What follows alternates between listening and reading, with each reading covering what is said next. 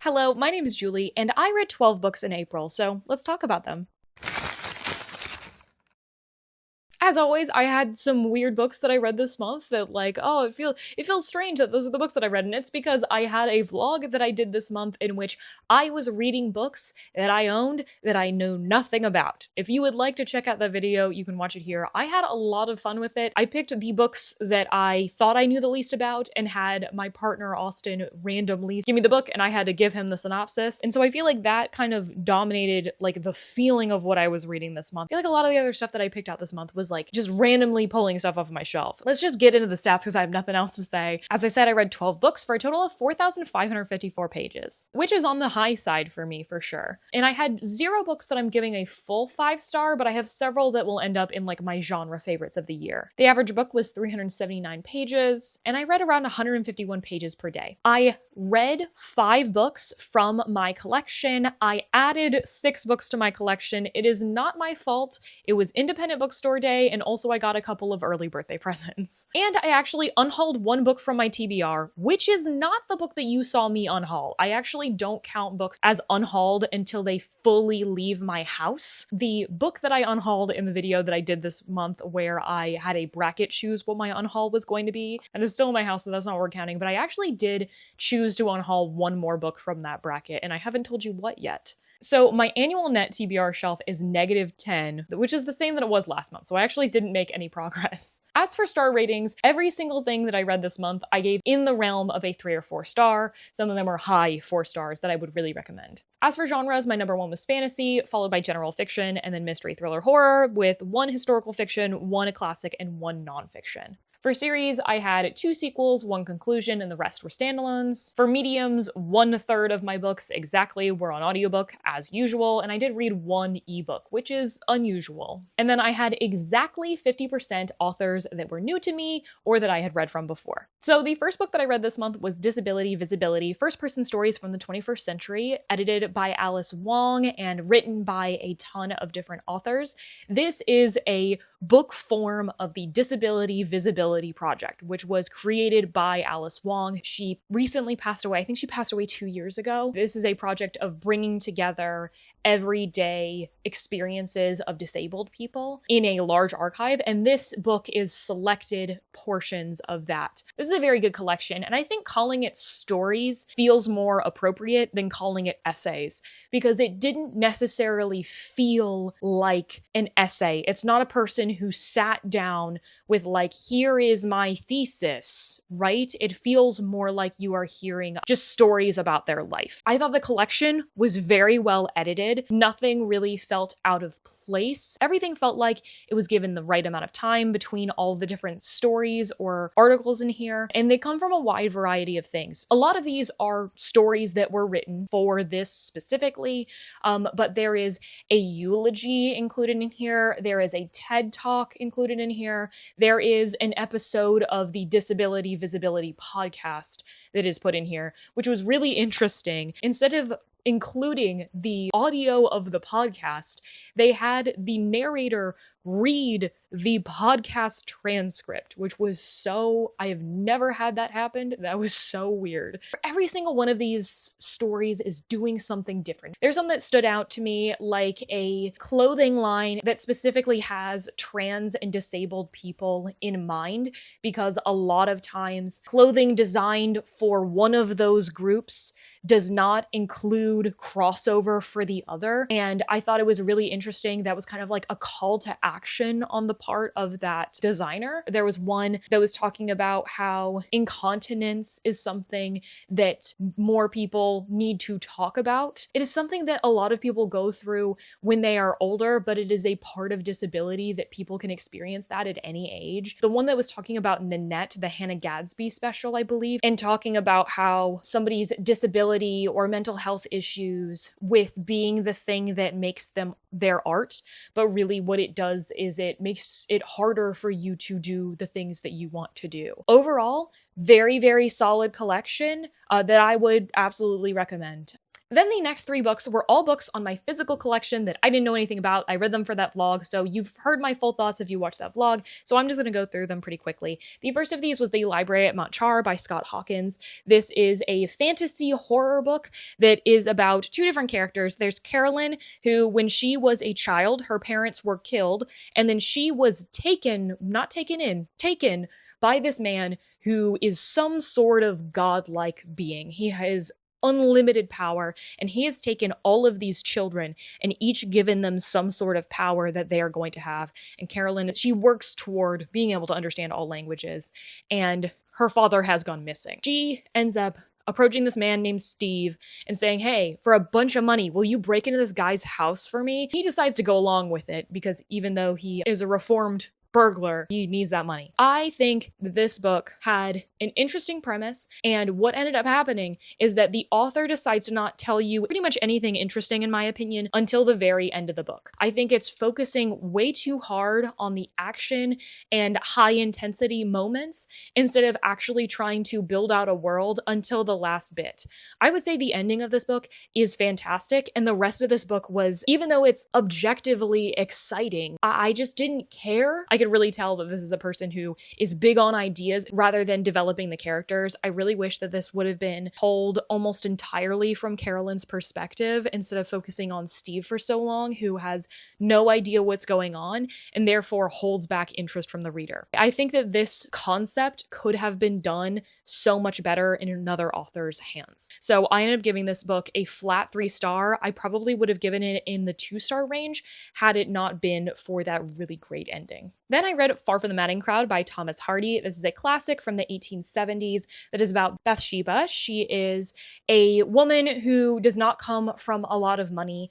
Her uncle ends up dying and leaving her a farm for her to run. She is determined to be able to run it by herself. She does not want to be beholden to another man. And this is surrounding these 3 men that all want to marry her. There is a shepherd who she met before she inherited the farm, and he wanted to marry her then. She turned him down and said that, she wanted to marry for love and marry someone who would, make her feel like she needed to marry. There is an older farmer who could provide her with a very good life, and she knows that he really wants her, but she doesn't want to be with him that way, and a soldier who comes in and sweeps her off her feet. This is following her through a couple years of her life. Often it is not from her perspective. We sort of follow the surroundings around her. It's really surprising to me that this book was written when it was, with so much insight about how women are treated, and then it was written by a man. Really appreciated how this characterized Bathsheba as a fully fleshed out character. She definitely has her flaws and her inconsistencies, and she makes mistakes. And meanwhile, the male characters are kind of more like stock, and all 3 of the men sort of represent a larger ideal of what you would want to spend your life with. The biggest thing that I can say about this book is how beautifully written it is. It is so capital R romanticism here, where we have so much description of nature in such a beautiful way that never felt like it was taking away from the story or distracting. I thought that it only added to the emotions of the story. I absolutely want to read more Thomas Hardy. I forgot that Tess of the, I don't know how to pronounce that word, Dubervilles. I have heard a lot of people love that book after seeing that I loved this one, and they hadn't read this one yet. So I'm hoping that we can give each other another book that we can love to read. So I'm probably going to go out and maybe buy myself this same edition of that book. In order for this to be a really perfect book for me, I would have loved for the man that she ends up with to be more talked about at the end of the book, because it felt like all of the setup was done at the beginning. Right now, I think I'm sitting at a 4.25, maybe a 4.5, but this is the highest rated book written before the 1900s that I've read in a long time. I'm so happy to be able to recommend this pretty widely. Maybe I should give it a higher rating than that. We'll think about it. And the last book that I read for that video was House of Sand and Fog by Andre Dumas III. I was gifted a blind date with a book, and this was in it. This is about a woman who is a recovering addict. Her husband has left her, and one day these men come to her door and are like, hey, you guys didn't pay taxes for the business in this residence, so we're gonna evict you literally today. She's like, my dad owned this house for many years. There's never been a business here. You're wrong. And they kick her out anyway. She ends up homeless and starts getting into a relationship with the cop who brought the tax guy over to her house, who is also married. Then there is Colonel Barani, who comes in. He was a colonel in the Iranian Air Force and now cannot go back to his home because the Revolutionary Force won. His family will be killed if they go back. And he is trying to bring his family back to the life of luxury that they knew. And he buys this house on auction. He's living in there and he wants to flip it for a bunch of profit so they can live a better life. They find out, okay, the eviction wasn't correct. So they offer to buy the house back and he says, no, unless you give me the market sale value of the house, because he is too proud to back down. I thought this book was way too long. Nothing happens for a long time in this book, as we just see the same sort of scene happen over and over again. The woman goes to the house, stares at them, is like, give me my house back. And the colonel's like, no. And his wife is like, what was that woman saying? And he's like, shut up, bitch. Like, that's kind of the vibe. He doesn't say bitch, actually, but he does hit his wife and think he's better than other people because he feels bad about it. I just thought that this book was dramatic for no reason. Like, it feels like everybody's having all these elevated emotions, and it doesn't necessarily feel like it needs to happen. I do feel really bad for the people in this book, but the levels that this book went to never sold me on why they needed to happen. I think some of the ways that this author talks, we wouldn't talk in modern day the way that he does, even though this is literally from the 90s. Let me remind you, I just read a book from the 1870s, and I read a book from the 1990s, and I was like, whew, this is dated. This just didn't really go anywhere, and then toward the end of the book, it kind of turns into a thriller, and I think I actually would have appreciated this book more if it had stayed in its lane of the literary fiction area. This is a book that I'm never going to think about again, and I never would have thought of in the first place were it not just in a blind date with a book that a bookstore was trying to get rid of, which if you didn't know, that's what blind dates with a book are. They can't sell those books, so they're repackaging them, which is not always a bad thing. I think that like most books deserve to be read, and most books have an audience for them, but like that's the reality of what blind dates with a book are. Then I read To Ride a Rising Storm by Monocled Blackgoose. This is the second book in Nonfiction Weasit, which is a YA fantasy series. It is about our main character, Anakus. A generation or two ago, her people who live on these islands were invaded, colonized by the English, who are they're inspired by the English, the Americans, and there's a lot of like Norse mythology stuff tied in with the English. The English in other countries have a lot of dragons, and there have not been dragons in Anakus's land for a long time. And suddenly this dragon shows up, lays an egg, the dragon hatches and chooses her. The English come over and say, hey, you can't just have a dragon without training and everything, so you have to come to our school or we will take your dragon away from you. And so she has to go to this school where people do not see her as equal, do not see her as human. There are only a couple of girls at the whole school to begin with, as this is kind of taking place in a Victorian era. I really love the magic system in this book. I love Anakus as a main character. I love the dragon. I'm not like huge on animal companions like some people are, but Kasakwa is one of my favorites. I think that Anakus is just the standout of the series because she is a person who has been raised in an indigenous culture that has very different values than tight-ass Victorian England, right? And she has to go over to these people and they're constantly trying to force their social values on her, and she is not standing for it at any point. She is always trying to be empathetic and understanding to other people. She will fight for other people and for herself, and that's why I find her to be so refreshing, and what I find so refreshing about this series, because I read a lot of adult fantasy and everybody's a fucking anti-hero. Everybody gets corrupted. I appreciate having a character who is so thoroughly good. And you don't even see that in YA fantasy a lot of the time. So it's not like the solution is for me to read YA fantasy. I do think that this book in particular struggled in a couple of places, but it still keeps a lot of what made book one good. I had 3 major complaints. Number 1, there is a pacing problem. The entire bit that is like her for summer break was paced so weirdly. It didn't feel like how the rest of the book and the previous book were paced. And I almost wish we had just skipped over that time. I think that information that was given to us in that section could have been given to us in a different way. Then the next thing that I had a complaint about is that we are way too focused on her romantic relationships in this book. And it is not in the first book, she's kind of like falling for these two different people. And in this book, it's just like, every single one of the scenes with these characters has to be a conversation about how they're going to be together. Like, as much as I appreciated people having good communication, it was just like, oh my God, does this have to be every scene with this character? It was just over and over and over again. And then the last thing, I think that this book did not have a strong enough identity as a singular book.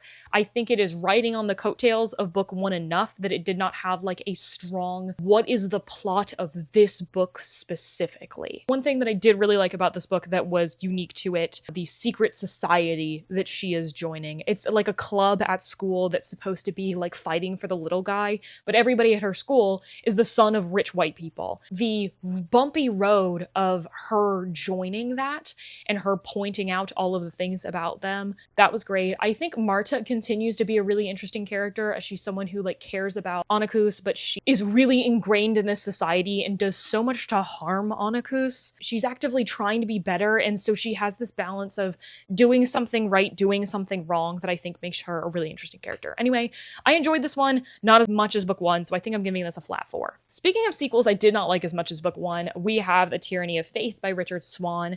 This is the second book in the Empire of the Wolf series. Our main character is the scribe or trainee of Conrad von Walt, who is an emperor's justice. And in this world, a justice is judge, jury, and executioner. Lawyer, investigator, they are everything under the sun about the legal system. And this author actually is or was a barrister, I think, was his position. He's British and was in the legal system. Helena, the main character, is an old woman recalling what happened at this time as the fall of the empire is happening. So there is a little bit of dramatic irony where she'll tell us things that her character does not know yet. And I think that that's an interesting setup, but I just did not find this much longer book as interesting as I found book one. Helena's dedication to Conrad in this book, as it's showing more that he is a hypocrite and not following the law and doing things because he wants to. I found her dedication to him to be really frustrating. There is sort of a romance angle that is happening between them in this book that I did not anticipate at all, because I thought that Helena was underage and I thought that he was old enough to be her dad. And I'm like, why are you talking about, oh, I wish I could have courted you? What the fuck are you talking? Like, I was genuinely pretty grossed out by that because I did not know how old these characters are. I don't know how old Conrad is. I've Googled it. Helena is 20. I was like nasty and I could not get over that. I did not find the magic in this very compelling, and I thought the investigator plot wasn't very interesting either. I thought it was really obvious what happened in the mystery of this book, that I was like, why are we spending so long on this? I think this book was a little bit too long, and this is the most popular book in the series, so clearly I have an unpopular opinion. The third book does not have as good of reviews as this one, so I don't know what I'm going to do. I was hoping after book one that the expansion of the world in book two was really going to grab me and turn this into a favorite series, but it did not, and I didn't really enjoy it that much. So I think I'm giving this a 3.5. I'm not sure. Then I read the most popular book of 2025, Atmosphere by Taylor Jenkins Reid. This is about two women who are in NASA's second class of astronauts that allowed women in, and the two of them are falling in love, but we know from the very first chapter that something is going to put them in jeopardy. This book was really good. I have read all of Taylor Jenkins Reid's books post Evelyn Hugo, and I have read probably half of her pre-Evelyn Hugo books, and I would say that this is one of the good ones. People don't talk a lot about the plot of this book. They really just talk about the emotions of it, so I'm going to do the same. Learning what's happening was a fun portion of this. And I'm really glad that I read this close to the Artemis 2 mission, but after it had already happened. Joan and Vanessa are two main characters, and I was really dedicated to the two of them finding each other and finding themselves in each other, and also their dedication to what they want to do, and learning what really matters to them. I don't think I was necessarily like swooning so in love with this relationship. It was more that I was like, I wanted these characters to be happy more than I was like kicking my feet sort of thing. But it is a historical fiction about queer people, so it does lean a little bit more on the sad side than the happy side. There's definitely happy moments, and I really enjoyed those. So many people cried reading this book, and I was really gearing myself up for something, and it surprised me where it went. And it took my expectation and turned it, and by turning it, it made it all the more emotional. And I was sitting on a plane next to Austin while reading this, and I was like, oh my god, the ending! And he was like, wait, are you okay? I definitely teared up at the ending of this book. I think that this book was low-key like made to be adapted. It felt pared down, and it didn't waste time. It was a very like tightly edited book that honestly, it could have gone on for longer, and I think maybe if it did, it might have been a 5-star, but I just really enjoyed this book, and this is one that I would easily recommend to other people. So this is another one where I'm not sure if I'm giving this like a 4.25 or a 4.5. This is definitely going to be one of my favorite historical fictions of the year and everything. I really enjoyed it, and I'm glad I own it. One of the next books I read was The Tempest Blade by Danielle L. Jensen. This is the final book in the Bridge Kingdom 6-book fantasy romance series. It's 3 duologies where each of the duologies follows a different couple, but it's all set in this one world around the same group of countries locked in conflict, specifically around Ithacana, which is the Bridge Kingdom, this series of islands that is very essential to trade between the different countries. And this is not one of those series that has multiple series where you can just jump in. You have to start with book 1. I want to make that clear. It's just that the perspective changes in between the duologies. And this book actually does have all 6 point of views in it, and I thought that that was the correct choice to make. The synopsis of book 1 is that Lara is one of the many, many daughters of the king out of the king's harem, and she has been locked away with many of her sisters to train to be the best, like, assassin, temptress person possible, and whichever one of them is the best is going to be married off to the king of Ithacana, their rival kingdom, in order to assassinate him. And Lara decides to do what she sees as a sacrifice, and she fakes all of her sisters' deaths unbeknownst to them and their father, and hides them away so that they could run away and have their own lives, and she offers herself up as the one to marry this king. She marries him and is learning more about the other country and seeing that, oh, maybe they're not so bad. The last 2 books we are following Anna and James. Anna is the sister of the king of Ithacana. James is the bastard prince of the king of another country that is very much inspired by England. Book 5 was a misstep, in my opinion. I think all the other 4 books were so good, and then book 5 just feels so different than everything and feels so much slower pace, smaller scale, unimportant until the ending. It's a 5-star ending tacked onto the end of a 3-star book. And so I was really worried about book 6 and how she would wrap it up, but I thought she actually returned to her lane. She's got what she is good at in this book. That was such a relief. The finale to this book actually felt satisfying. There's a lot of different things that have to move into place in order for things to go the way that they should, and I thought that this ultimately had an ending that felt very fitting for what type of series this is. Also, something that I don't comment on a lot, that the Bridge Kingdom is very cool. It is a fantasy series that does not have any magic in it. Like, the only thing that's kind of magic is there's like 1 or 2 characters who can prophesize, and that's it. So not only is this a series that people who like fantasy romance, and also people who just like straight up fantasy and don't fuck with fantasy romance, really enjoy, because there's action, there's high emotion, and it's political fantasy of people doing a lot of maneuvering between countries and everything.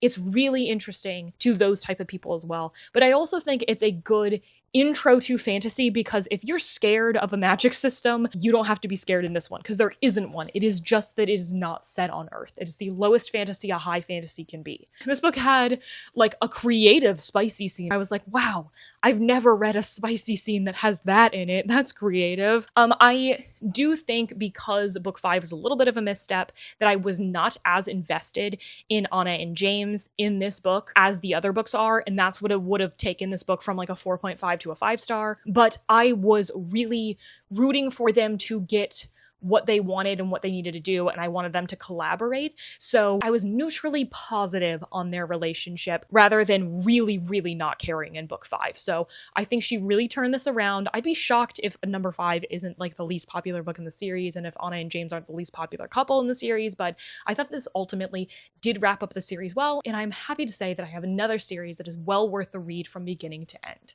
I do think I am going to give this book a 4.5. So unfortunately, the last 4 books I have to talk about for this video are all books that I am reading in an upcoming vlog. So if you do not want to be spoiled for a vlog I am going to be doing in May, I can see you later. You can come back and watch this video after that video is posted. But I read Wolforn by T. Kingfisher. This is a gothic horror novel. This is also set in the 1800s in North Carolina, actually, which is where I'm from. It was very funny. I read this on vacation when I was not in North Carolina, where she is a naturalist illustrator for her father. She drew a lot of plants, and her father has died. She is a spinster, and she ends up getting hired by this man who is studying bugs that eat dead things, and she moves to this small town that is pretty creepy, and people keep talking about these things called blood thieves that seemingly haunted the woods until a couple of years ago. This book feels very short. There's not a lot to talk about, I feel like. T. Kingfisher is one of those authors that I can read consistently, and I'm gonna give her like a 3.5 to a 4.25 like just about every single time. The first book I read from her, What Moves the Dead, is my favorite of hers to this day, even though I've read maybe like 5 or 6 by now. And this one just felt pretty middle of the road to me. I think the nature angle that she always has in her horror books is super interesting. There were a lot of like reveals in this book, and there was only one at the end that I found even a little bit surprising.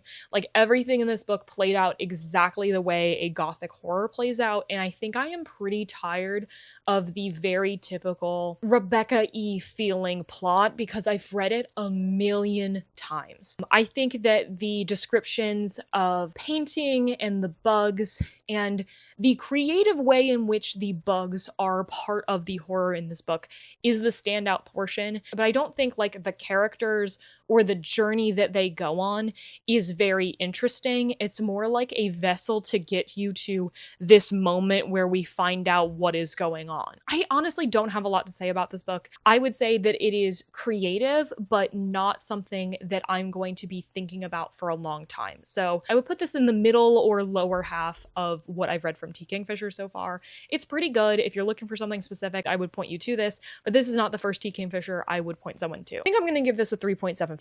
Then I read one of the shortest books that I have on my online TBR, and that is The House on Mango Street by Sandra Cisneros. This is a YA modern classic. It was released in the 80s, and this is about our main character, Esperanza. Her and her family end up moving to this house on Mango Street in Chicago. This is the third book that I read this month that is like house-centric. And it's not the last. And she moves into this house, and she is fairly ashamed of the place that they are living. She wants a better life for her family. She is a teenage girl as she is growing up, going through puberty. And this is actually told in vignettes.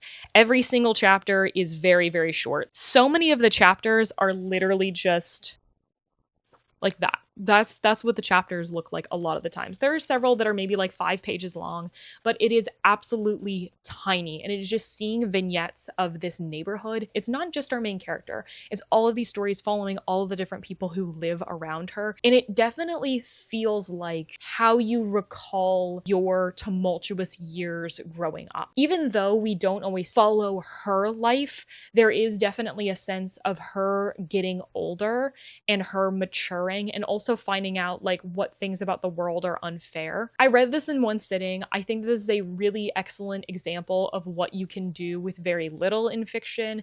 I am not normally like a short story-y person, but I think that this like totally makes sense why this is something that is taught often in schools. Because this is so short, I don't feel comfortable rating it. It was not a 5-star perfect read for me, but I definitely appreciate having read this modern classic. Then I read I Am Am Not Sidney Poitier by Percival Everett. This is a satirical book about a character whose name is not Sidney Poitier. That is his name from birth. And he is growing up as a black boy into a black man who also happens to be very rich. And there is a big dichotomy between that. And we follow these chapters of his life that feel very different from each other.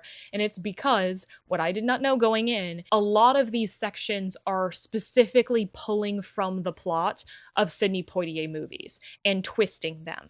So I had only seen 2 Sidney Poitier movies, only one of them was included in this, and I had only read sections that were not inspired by ones that I'd read when I Googled it, and I was like, oh, okay, Guess Who's Coming to Dinner is coming later. This book feels so unique. I would say if I had to liken this to other authors that I've read before, like obviously feels like Percival Everett for sure. They're definitely like markers of his writing, but other authors I would compare it to Kurt Vonnegut and Joseph Heller. Those are probably the 2 that came to mind. It's absurdist a lot of the time, and it is about our main character going through like an absurd situation and not really like finding a place for himself, not finding an identity for himself, but also like how he is treated so differently by these 2 different things about him and how it's hard to square that.